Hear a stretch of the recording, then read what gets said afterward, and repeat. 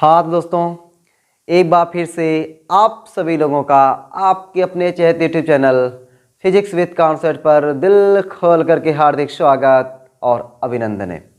तो दोस्तों, आज की इस प्यारी सी क्लास में हम सभी लोग घूर्णन गति के समीकरण को निकालने वाले हैं। कभी आपने निकाला होगा गति के समीकरण। उस गति के समीकरण को दोस्तों हम लोग बोलते थे, केवल गति का समीकरण बोलते थे, लेकिन यहाँ पे उसी को हम लोग बोलने वाले हैं रेखीय गति के समीकरण। उस रेखीय गति का समीकरण अगर दोस्तों आपने निकाला हुआ है ना, अरे तो मज़ा ही मज़ा है दोस्तों। आप देखोगे आपका दिल खुश हो जाएगा, कहोगे वाह सर, ये तो मैंने उस क्लास को देखा हुआ है, उस क्लास को मैंने जो देखा हुआ था उसको 2-3 बार अपने मन से निकाला हुआ है, तो ये तो मुझे देखते ही देखते बिना निकाले याद हो गया, मुझे निकालने आ गया। दोस्तों ये आपको भी होगा, कब? जब आप लोग एक बार इस गति वाले समीकरण को भी जो मैं लिखूंगा यहाँ पे ना, उस गति वाले समीकरण को आपको आ रहा होगा निकालने तब। ठीक है, उम्मीद करता हूँ कि आपने जो मैंने पिछली वीडियो में बताया था कि आप 1-2 बार बढ़िया से प्रैक्टिस कर लेना। आप प्रैक्टिस करके इस क्लास को देख रहे हो, तब आपको घूर्णन गति का समीकरण अपने आप निकालने आने वाला है। तो देर किस बात की, शुरू करते शानदार जानदार क्लास का इंजॉय लेने के लिए भाई आप लोग तैयार हो जाओ, निकालो कॉपी और पेन और बढ़िया तरीके से घूर्णन गति के समीकरण को निकाल के ही मानने वाले आज। दोस्तों यहाँ पे अपना हम लोग जानते थे यू क्या होता है? प्रारंभिक वेग। तो यहाँ पे प्रारंभिक कोणीय वेग बोलते हैं। यहाँ पे यू, यहाँ पे ओमेगा 0, यहाँ पे वी अंतिम वेग, यहाँ पे इसको ओमेगा बोलते हैं। यहाँ पे एस विस्थापन, यहाँ पर कोणीय विस्थापन, इसको रेखीय विस्थापन बोलो, इसको कोणीय विस्थापन बोलो। कमाल की बात है, यहाँ पे समय, यहाँ पे समय, ऐसा नहीं यहाँ पे कोणीय समय हो जाएगा, ऐसा कुछ नहीं होता है, ठीक ना। वहाँ पे रेखीय समय, यहाँ पे कोणीय समय, ऐसा कुछ नहीं होता है, समय समय रहता है, ठीक है, समय समय की बात है। यहाँ पे ए है, यहाँ पे अल्फा हो जाता है, यहाँ पे ए है, यहाँ पे क्या हो जाएगा? अल्फा हो जाएगा। अब दोस्तों आप लोग ये समीकरण आपने पढ़ा हुआ है, क्या पढ़ा हुआ है कि v बराबर u plus a t, s बराबर u t plus half a t square, v square बराबर u square plus 2a s. आपने ये समीकरण पढ़ा हुआ है। अब दोस्तों इसी को देख करके यहाँ पे गति का समीकरण क्या बन जाएगा? तो आप सोच रहे हो कि सर केवल यही वाला ऐसे कर देना है क्या? अरे नहीं भैया, तो पहले समीकरण मैं लिख रहा हूँ, समीकरण कैसे निकलेगा उसको भी दिखाऊंगा। बस यहाँ से मैं अभी कॉपी कर रहा हूँ। देखो v की जगह पे ओमेगा, यू की जगह पे ओमेगा 0 प्लस ए की जगह पे अल्फा टी। अब बताओ ये आपको ऐसे याद हो गया कि नहीं? v बराबर यू प्लस ए टी जुबान पर है, यहाँ से ये आपको याद हो गया ओमेगा बराबर ओमेगा 0 प्लस अल्फा टी। दूसरा देखो s की जगह पे थीटा, u की जगह पे ओमेगा 0 टी प्लस 1/2, ए की जगह पे अल्फा, टी की जगह पे टी स्क्वायर। चलो भाई, वी स्क्वायर ओमेगा स्क्वायर बराबर ओमेगा 0 स्क्वायर प्लस 2, ए की जगह पे अल्फा, एस की जगह पे थीटा। ठीक है, अब दोस्तों ये अपना क्या आ गया? घूर्णन गति के समीकरण। ये जो घूर्णन गति के समीकरण आए हैं ना, इसको हम लोग बोलते हैं पहला समीकरण, इसको बोलेंगे दूसरा समीकरण, इसको बोलेंगे तीसरा समीकरण। अब इसी को हम लोग निकालेंगे जैसे इसको निकाले थे, इसी को हम लोग निकालेंगे जैसे इसको निकाले थे। तो शुरू करते भाई अब निकालना। तो ये आपको इतना माइंड में मैंने सेट कराया, आपको इतनी देर तक ये सब चीज़ बता करके कि जैसे हम लोग रेखीय गति पढ़ते आए हैं वैसे वैसे हम लोग एकदम पढ़ने वाले हैं घूर्णन गति, रोटेशनल मोशन के बारे में। जैसे हम लोग का लीनियर मोशन था वैसे हम लोग का रोटेशनल मोशन होने वाला है, कोई परिवर्तन नहीं होने वाला है। जो यहाँ पे हमारा इनिशियल वेलोसिटी था वही यहाँ पे कैसे क्या हो जाएगा सब कुछ मैंने आपको लिख करके बता दिया। आओ भाई फर्स्ट इक्वेशन आते हैं। फर्स्ट इक्वेशन दोस्तों अपने को क्या निकालना होता है? अपने को निकालना होता है ओमेगा बराबर ओमेगा 0 प्लस अल्फा टी। ये अपने को निकालना है, ये अपने को निकालना है। अब इसको निकालने के लिए हम लोग क्या करेंगे? इसको देखो, पहले हमने आपको क्या बताया कि अपने को ओमेगा चाहिए, अपने को क्या चाहिए? ओमेगा चाहिए। और ओमेगा दोस्तों अपने को पता है कहाँ मिलता है? अपने को कहाँ मिलता है? जो अभी हमने पढ़ा कोणीय त्वरण की डिफिनीशन में, कोणीय त्वरण की डिफिनीशन में। तो हम लोग एक लाइन लिखते हैं कोणीय त्वरण की परिभाषा से, एक लाइन पहले वहाँ पर लिख दें कोणीय त्वरण की परिभाषा से, कोणीय त्वरण की परिभाषा से, कोणीय त्वरण की परिभाषा से। कोणीय त्वरण परिभाषा हमने क्या सीखा? अल्फा बराबर डी ओमेगा पान डी टी। पिछली क्लास में मैंने इसको आपको बढ़िया तरीके से सिखाया है। अल्फा बराबर डी ओमेगा पान डी टी, तो डी ओमेगा बराबर क्रॉस मल्टीप्लाई कर दो अल्फा डी टी। अब दोनों पक्षों का क्या करते भाई, डी को हटाना है। देखो इस समीकरण में कहीं डी आया है नहीं, डी को हटाना है। डी को हटाने के लिए क्या करते हैं, समाकलन, दोनों पक्षों का टी के सापेक्ष, दोनों पक्षों का उचित सीमा के अंदर समाकलन करने पर, उचित सीमा के अंदर समाकलन करने पर, उचित सीमा के अंदर क्या करने पर, समाकलन करने पर। ठीक है, और भाई समाकलन मिलके करते हैं। तो ये देखो समाकलन डी ओमेगा बराबर समाकलन अल्फा डी टी। अभी मैंने सीमा नहीं लगाया भाई, वो सीमा कौन सीमा तो जानो तुम, यहाँ पे दूसरी सीमा है ये डी ओमेगा। ठीक है, ओमेगा, ओमेगा दोस्तों लिमिट क्या हो जाएगी, लिमिट मतलब होता है सीमा, कहाँ से कहाँ तक, इसको बोलते हैं हम लोग सीमा, कहाँ से कहाँ तक।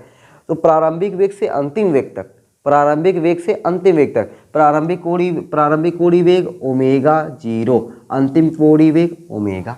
अच्छा, इसमें हम लोग लिमिट अल्फा की लगाएं कि टी की लगाएं, भैया जिसके साथ डी लगा होता है ना उसको लगाना होता है, डी टी के साथ लगाए। तो समय की लिमिट 0 से टी, समय की लिमिट 0 से टी, समय की लिमिट क्या होता है, 0 से टी होता है। अब देखो भाई डी के आगे कुछ नहीं है तो वही पीछे वाला समाकलन, पीछे वाला बोले तो ओमेगा समाकलन हो गया। डी के आगे कुछ नहीं ना, पीछे वाला समाकलन ओमेगा, लिमिट क्या है ओमेगा 0 से ओमेगा बराबर अल्फा डी टी का समाकलन टी 0 से टी। ठीक, upper limit minus lower limit बराबर alpha, upper limit minus lower limit. इस ओमेगा की जगह पे अपर लिमिट यानी ओमेगा माइनस इस ओमेगा की जगह पे lower limit, upper limit minus lower limit. यहाँ पे देखो टी की जगह पे upper limit minus lower limit. चलो भाई ओमेगा माइनस ओमेगा 0 बराबर अल्फा टी, ओमेगा बराबर ओमेगा 0 प्लस अल्फा टी। अरे लो भाई ये तो आ गया, ये तो दोस्तों आपको लगा होगा अरे एकदम वही वाला टू कॉपी हो गया, एकदम वही जो हमने पढ़ा हुआ है वही वाला क्या हो गया, टू कॉपी हो गया। ओमेगा बराबर omega 0 plus alpha t, omega बराबर ओमेगा 0 प्लस अल्फा टी, ये अपना क्या आ गया, घूर्णन गति का पहला समीकरण आ गया। इतना आसान है, देखो एकदम आपके सामने है। अब दोस्तों हम लोग क्या आते हैं, घूर्णन गति के दूसरे समीकरण की तरफ आते हैं। ठीक है ना, क्या आते हैं, दूसरे समीकरण की तरफ आते हैं। अब दूसरा समीकरण निकालने के लिए भैया ये सब मुझे मिटाना पड़ेगा, बस अपने को ये याद होना चाहिए, हाँ यही है, मैं इसे लिख दिया करूँगा, हाँ देखो ये निकालना है अपने को। ठीक है, चलो भाई मिटाते हैं। मेरा तो मैं साइड हो गया हूँ, आपको वीडियो को रोक करके जितना चीज़ लिखवाया हो सब कुछ एकदम बढ़िया तरीके जैसे लिखा हो वैसे एकदम नोट कर लो। ठीक है, नोट कर लिए एकदम, यहाँ तो लोग छोड़ने वाले नहीं हो। हाँ तो दोस्तों हम लोग घूर्णन गति का दूसरा समीकरण निकालते हैं। ठीक है, दूसरा समीकरण निकालते हैं और देखो दूसरा समीकरण कितने प्यार से निकलने वाला है, जैसे एकदम उसको वैसे किए वैसे यहाँ पे सब कुछ होने वाला है। बस ओमेगा की जगह पे v की जगह पे ओमेगा, u की जगह पे ओमेगा 0, a की जगह पे अल्फा, ठीक है, और s की जगह पे थीटा हो जा रहा है और कुछ चेंजिंग नहीं हो रहा है। ठीक, सेकेंड इक्वेशन, अब सेकेंड इक्वेशन क्या है एक बार इसको लिख लेते हैं। ओ थीटा बराबर ना, थीटा बराबर ओमेगा 0t। ठीक है, यू भैया यही ना थे अपना दूसरा समीकरण, भैया आपने देखो ऐसे यस बराबर u t plus half a t square. तो यस की जगह पे क्या हो गया थीटा, यू की जगह पे ओमेगा 0t प्लस 1/2 ए की जगह पे अल्फा टी स्क्वायर। यही अपने को निकालना है, यही क्या करना है अपने को निकालना है। अब दोस्तों देखो यहाँ पे क्या है, ये थीटा है। अब थीटा किसकी परिभाषा में आता है, थीटा जो होता है वह कोणीय वेग की परिभाषा में आता है। किसकी परिभाषा में आता है, कोणीय वेग की परिभाषा में आता है। तो एक बार हम लोग लिखिए ना, कोणीय वेग की परिभाषा से, कोणीय वेग की परिभाषा से, कोणीय वेग की परिभाषा से, कोणीय वेग की परिभाषा से, कोणीय वेग की परिभाषा में आपको क्या सिखाया गया कि ओमेगा बराबर क्या होता है, D theta upon D T होता है। जिस तरीके से अल्फा बराबर डी ओमेगा अपान डी टी होता है उसी तरीके से ओमेगा बराबर D theta upon D T. Cross multiply करो भाई, क्रॉस मल्टीप्लाई करेंगे हम लोग, डी थीटा बराबर क्या हो जाएगा omega D T, D theta बराबर ओमेगा डी टी। अभी हम लोग पहले समीकरण में निकाले हैं, क्या निकाले हैं कि ओमेगा बराबर ओमेगा 0 प्लस अल्फा टी, ये निकाले हैं ना। तो अब यही ओमेगा का मनवा इतना वाला, ये वाला मनवा यहाँ पे ला के रखते हैं। देखो ऐसे डी थीटा बराबर ओमेगा 0 प्लस अल्फा टी और यहाँ पे क्या हो जाएगा डी टी। अब देखो ये ब्रैकेट लगा हुआ है, इसका मतलब जो डी टी है ना, डी टी इसका भी है और डी टी इसका भी है, दोनों को दे देते हैं। तो डी थीटा बराबर omega 0 D T plus alpha T D T, alpha T D T, ये हमने दे दिया, दोनों को दे दिया। अब हम लोग क्या करेंगे, अरे डी को हटाएंगे, और डी को हटाया कब जाता है, डी हटता कब है, जब हम लोग समाकलन करते हैं। समाकलन से डी गायब हो जाता है और अवकलन से डी आ जाता है। वाह, दोनों पक्षों का उचित सीमा के अंदर समाकलन करने पर, ये शब्द आप लोग पूरा लिख लेना, दोनों पक्षों का उचित सीमा के अंदर समाकलन करने पर। ठीक है, चलो भाई, ये देखो यहाँ पे समाकलन डी थीटा बराबर समाकलन ओमेगा डी टी प्लस समाकलन alpha T D T, alpha T D T.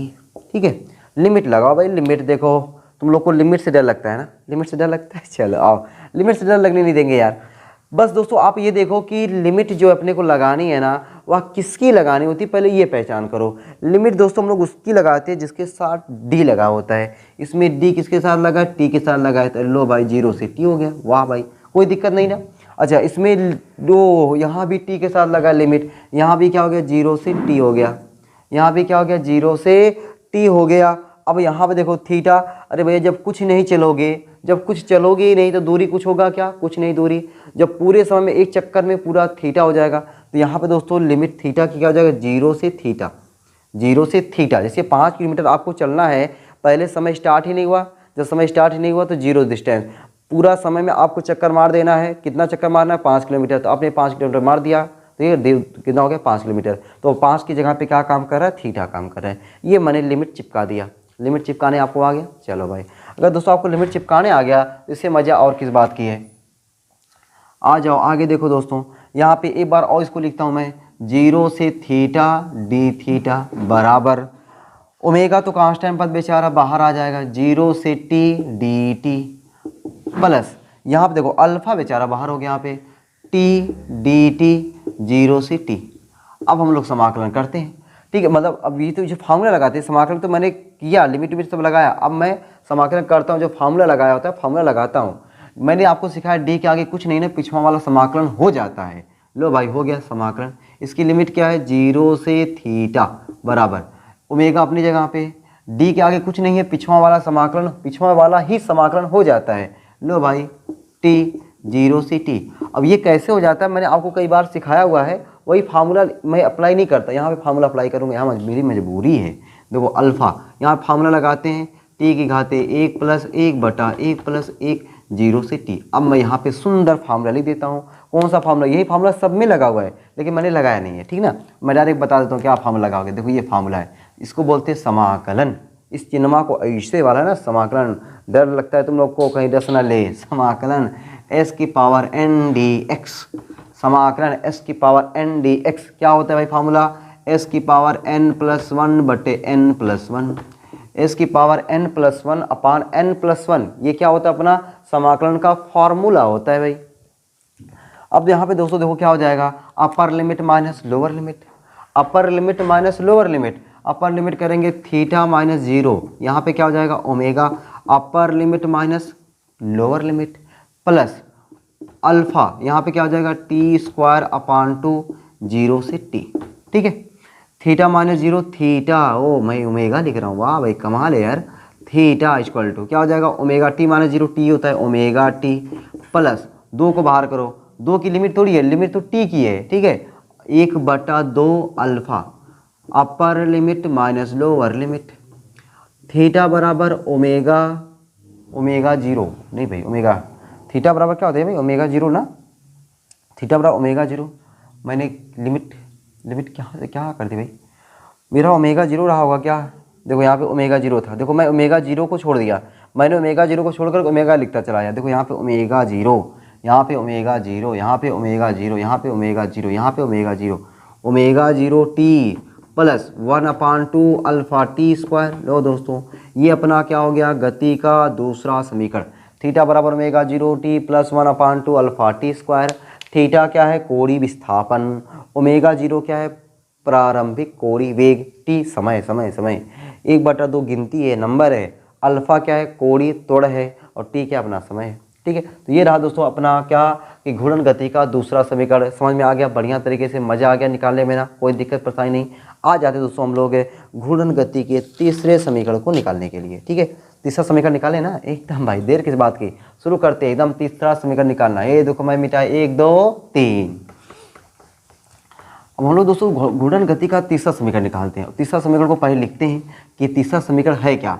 और दोस्तों लिखा करो बार बार, लिखते लिखते ना आपको क्या हो जाएगा ना, याद हो जाएगा कि हाँ देखो रेखीय गति के समीकरण मुझे पहले से याद थे, उसी को देख करके पहले 2-3 बार घूर्णन गति का समीकरण बना लेना, अपने को ये लग जाएगा हाँ घूर्णन गति का समीकरण ये है। और फिर अब क्या करना है कि घूर्णन गति का समीकरण ही याद कर लेना है कि ओमेगा 0 बराबर इतना होता है, थीटा बराबर इतना होता है, ये ऐसे होता है, ऐसे डायरेक्टली आपको याद कर लेना है। थर्ड इक्वेशन लो भाई, ये देखो थर्ड इक्वेशन।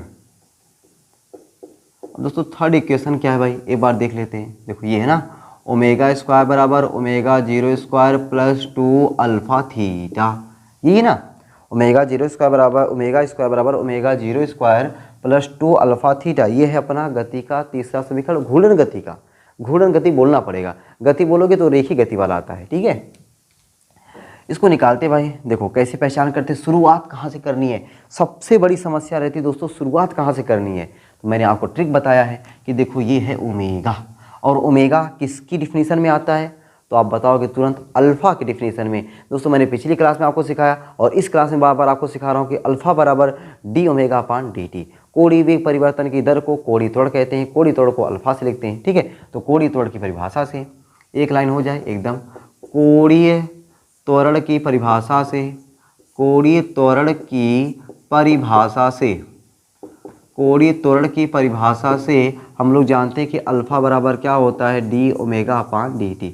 क्रॉस मल्टीप्लाई कर दें, डी ओमेगा बराबर क्या हो जाएगा भाई दोस्तों, अगर हम लोग यहाँ पे क्रॉस मल्टीप्लाई कर देते क्या हो जाएगा, डी ओमेगा क्रॉस मल्टीप्लाई बराबर डी ओमेगा बराबर डी क्या हो जाएगा भाई, अल्फा बराबर क्या होता है, डी ओमेगा अपान डी टी। तो अल्फा बराबर डी ओमेगा अपान डी टी, क्रॉस मल्टीप्लाई नहीं करना है।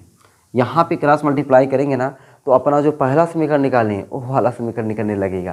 तो यहाँ पे दोस्तों कुछ अपने को नया करना है। अब नया क्या करना है, अल्फा बराबर डी ओमेगा अपान डी टी, ऊपर नीचे दोस्तों हम लोग D theta upon D theta से मल्टीप्लाई।